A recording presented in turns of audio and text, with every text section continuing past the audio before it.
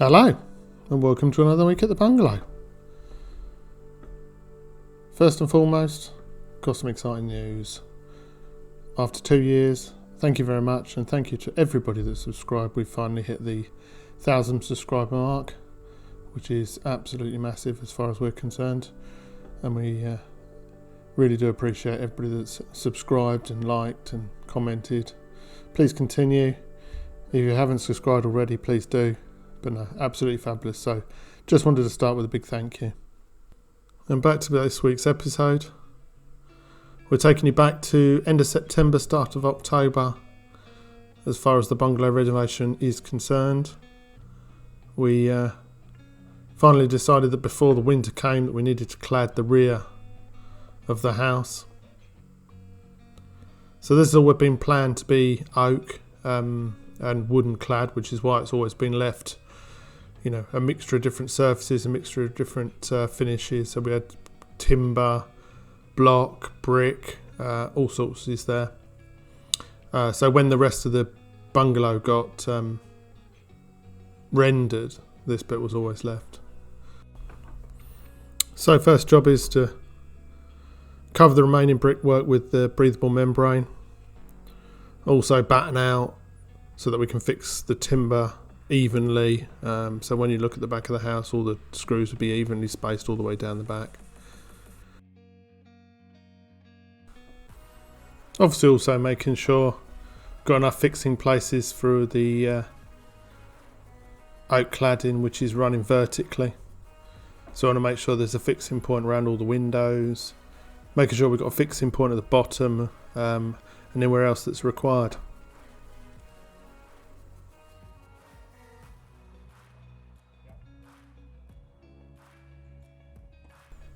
And no matter what's going on, there's always time for a cup of tea and a biscuit. Absolutely.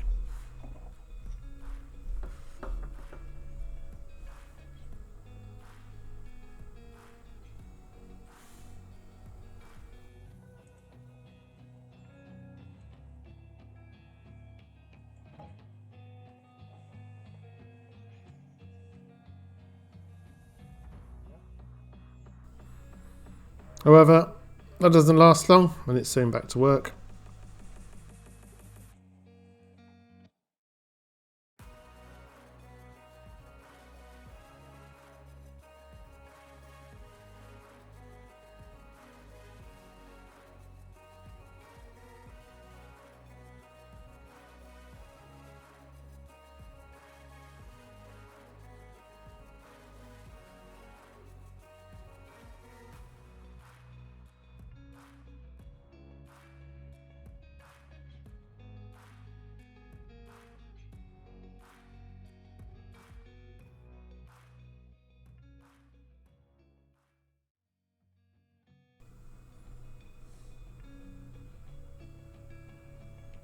So all the little bits in down by the side of the wall. Some trimming work needed to sort of knock the render back so that we got the battens in nicely. And then it's all complete.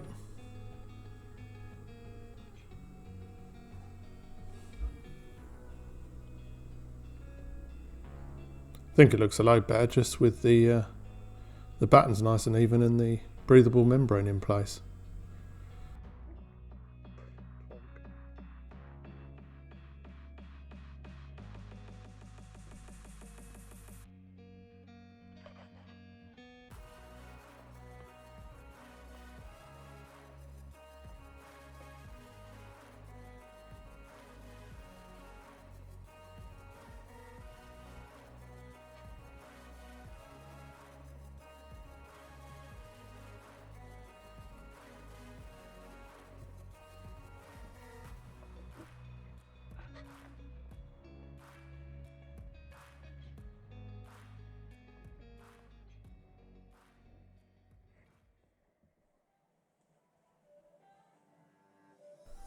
With that part of the job completed, we pretty much needed somewhere to work, and as you can tell, with working on the house, the garden has been a bit left to it. It's been quite user friendly in as much as we've just been piling stuff up and chucking stuff out into the back garden. So it was time for a bit of a sort and a bit of a clear out. There's a lot of masonry, and we did a run and got rid of all of that. And as you can see, yeah, pallets, guttering, all and all sorts out there.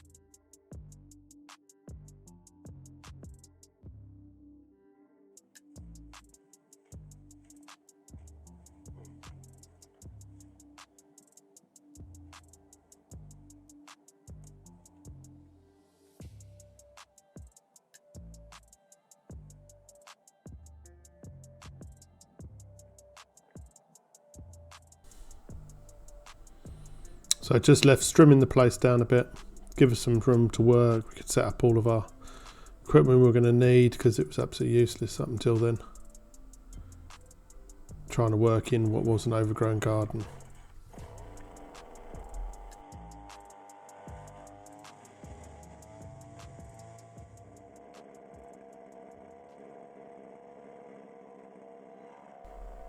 So with the strimmer started, it's time to set to work.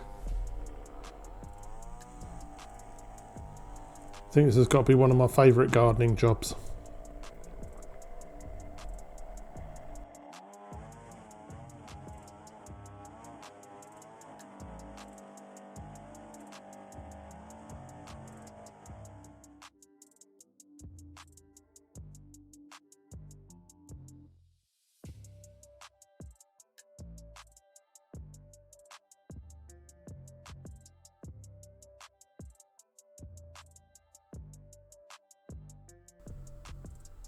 So trimming round, trying to avoid the lovely white render, so trying to keep the grass off that so we don't make it go all green. Cutting it all down flat, various different stuff growing. I mean, it's literally been left from when we finished cutting or digging the foundations, and what has grown, self-seeded stuff that was already in the ground. It's all sorts, so it's all going down so we can work on it.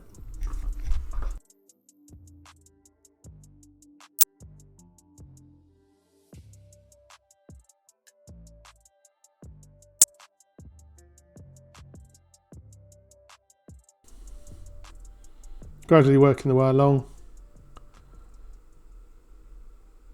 and as always the case when you're working in the garden, you find a big pile of bricks to get rid of.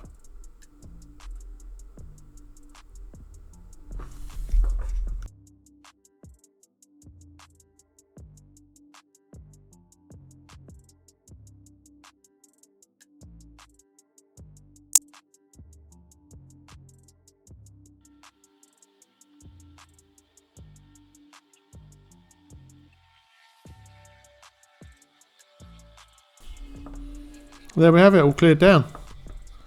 Looks like a new garden, a nicely manicured lawn, if you would. Getting rid of the grass and everything that's been collecting there, trying to rinsing it off the render where it has hit the render, because it probably stained like a good one. And having a chin wag for the end of the day.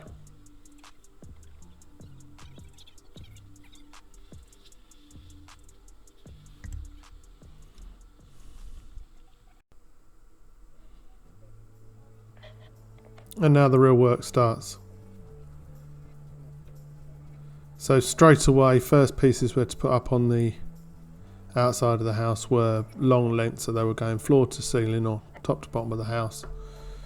And none of the oak that we got was long enough to do in one piece. So I think overall we only had about 4 joints across the whole back of the house, what with the windows getting in the way and everything else. So we went with the lap joint, which is what we're creating here with the router, cutting half the distance through on one of the pieces and then exactly the same on the other. So they sit nicely on top of each other. These are always also to coincide with a batten, so we could screw through both pieces of timber into a batten and hold it all tight. And that was the idea behind it. Keep it as neat as possible. We put the joints up high so you couldn't see them or they were out of the way. Also, with being up high, it meant that they were relatively sheltered from the elements, because that's another one, didn't really want a load of water getting in behind.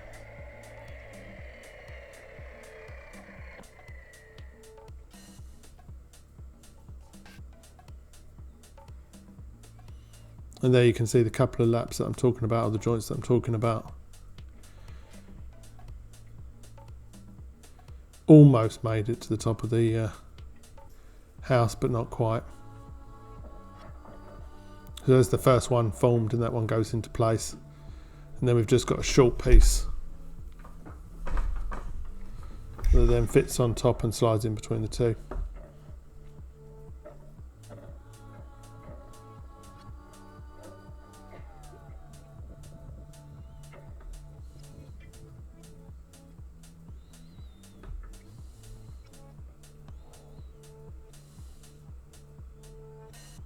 So all the screw holes got measured, so we were working our way along each of the battens, but the screw holes are measured into the timber so that they're even and every single one's exactly the same. I think it was about 30mm away from each edge, along a straight line. Drilled first so that we didn't, because the oak was so tough, but also because we didn't want any sort of splitting or it to want to split at some other point as the elements got to it and it got sort of hot and cold and wet and dry.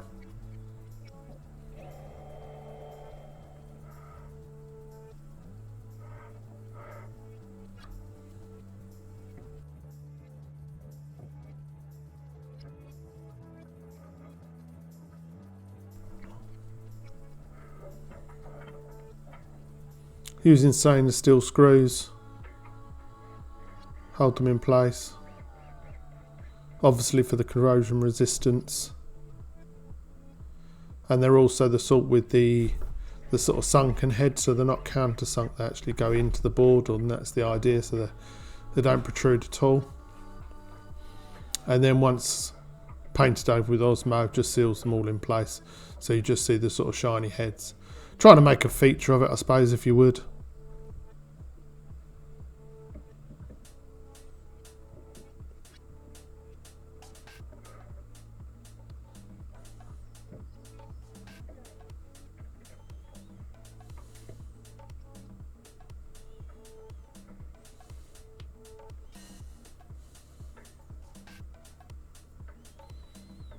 So we're going with a 10mm gap in between, or overlap I should say, of 10mm between the boards. So we're using a spacer piece to try and keep it as even as possible rather than measuring it all the time. Periodically we're also using spirit level just to make sure we're not drifting and changing at all, so that from one side to the other just stays nice and vertical.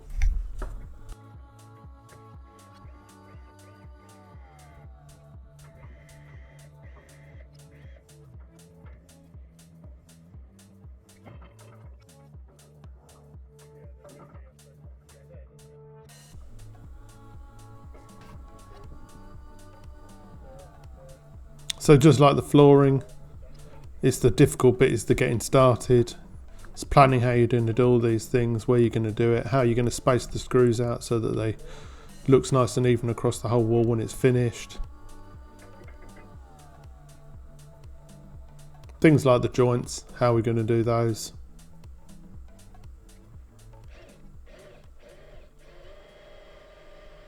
So one's got a screw in place just to hold it. Couple more would be marked and drilled.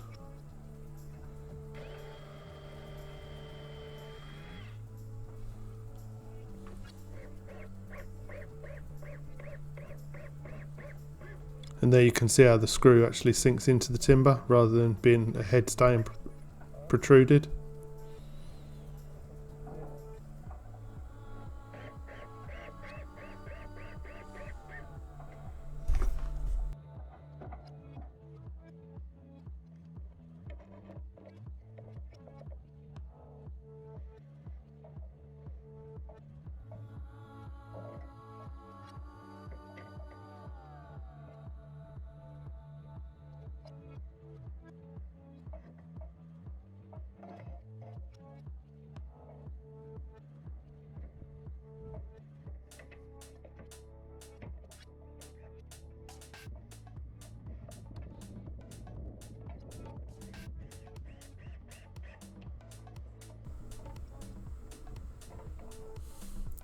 Periodic check on the level, like I said.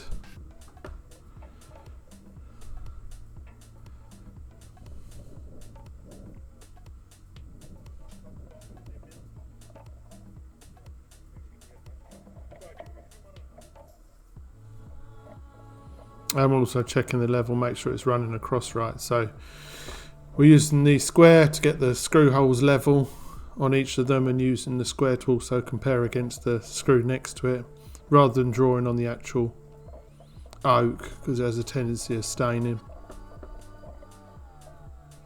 Just using the level, make sure we're alright. And that's how we proceed.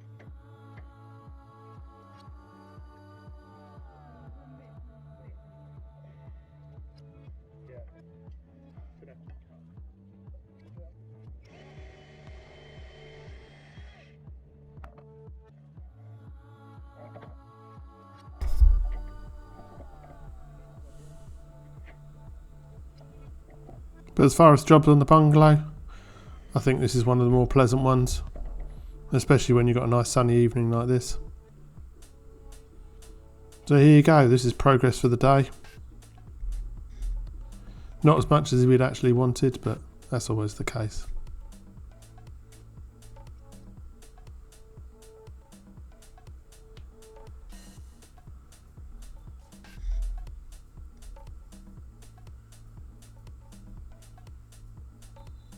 So, as we cover up the oak, I thank you very much for watching, and we'll see you again on the next one.